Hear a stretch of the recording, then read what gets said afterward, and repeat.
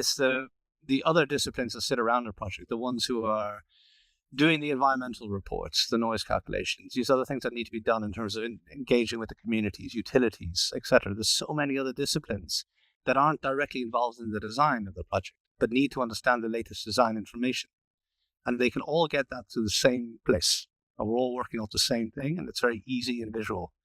So that changes the coordination. It makes my job as a design manager an awful lot easier, I think, as well. So it's quite exciting.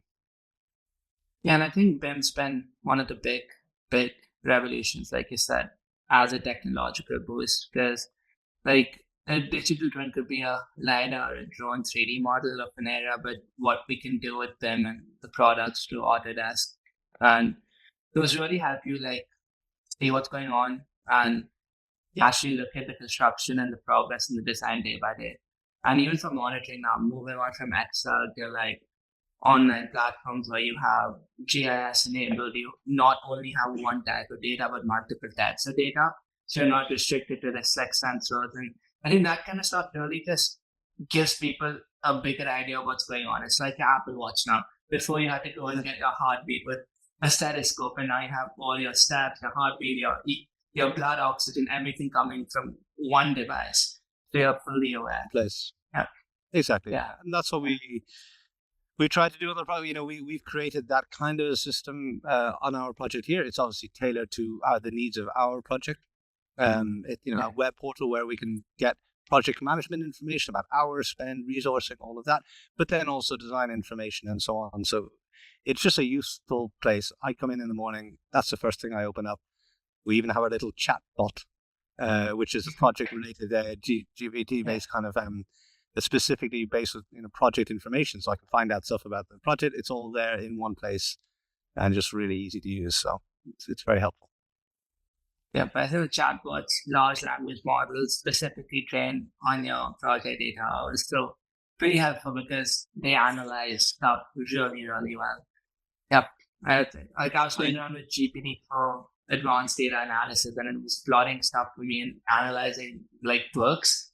I was like, it's worth it. That's amazing. Yeah. I mean, this is certainly not my area of expertise, but I've been fascinated to watch how a few guys on the team I've been playing around with this. So they've created this chatbot, but it's based, like you said, it's based on all the project information. And it seems like, just from what I understand about it, the trick has been getting the background prompts right so that it gives the type of answer that we on the project would need. And it structures the answers in a way that, in a logical way that makes sense to how we would need it.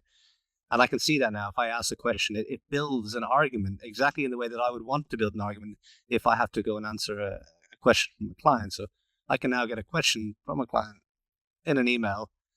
I can literally write that question into ChatGPT and I can just copy and paste the answer back. And it's written in a really structured, clear, easy to understand, but very concise way. It's remarkable. It used to take us hours to do. So exactly. Yeah. More time for coffee. It's great. Exactly. And I think it's giving us more time, and it's also letting us think on the actual problems that could be there on a project as well. Like also replying to emails, etc. It also gives you sometimes, like when you use these tools, especially when it's like trained and it's not the generic model from like Gemini or ChatGPT, it knows your platform, so it gives you insights that you wouldn't think about because you have like 5 people running out you. That's literally just looking at the information. And of course, you can add your own inputs and verify the answer. Yeah. Yes. Yeah. So, yeah. I think my next topic would be a bit more on your experiences at Europe on the geotech side. So, as a geotech engineer by training, what got you into the exact design phase? What interested you about the design phase, and what was your experience like being in the field? So like we briefly touched upon it at CrossTrail, but maybe in your younger days, like before that, like what was your learning? What was your growth? What was your experience? It's a good question. You're probably going to expose me here as not a very good geotechnical engineer.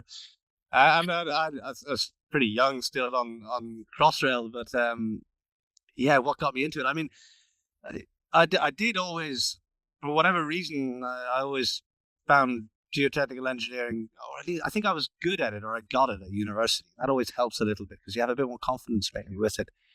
Whereas the structural engineering, it wasn't that I was bad at it. I just didn't quite get it in the way that I saw some of my colleagues really, getting into it.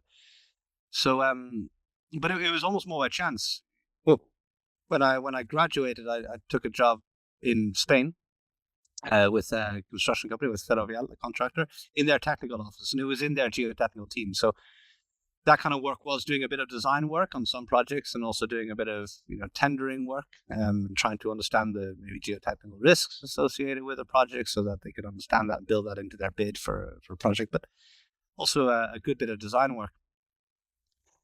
But that was quite short-lived. So my geotechnical design career was only about 2 years, and that's when I moved over to Crossrail, where it was still technical, but it wasn't necessarily design. So that was that kind of interpretation of what's happening on site, trying to come up with quick solutions to react to problems that we have on site, particularly around it's all the ground movements, asset movements, where buildings are moving, where train tracks that were going underneath are moving, and all of this, and trying to come up with solutions to mitigate against that as quickly as possible. So that's really fun. I mean, in terms of an evolution, to any young engineers, I would always advise spend a bit of time out on site doing that. If you are a designer, I mean, other people stay in the kind of come out on site their whole career, and that's fine, of course.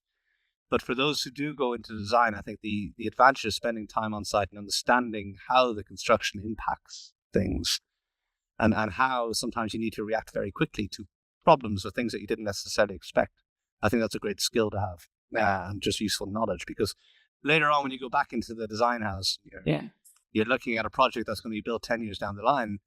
Understanding what those possible consequences are really impact how you approach the design. I think that's just a really useful development thing to do.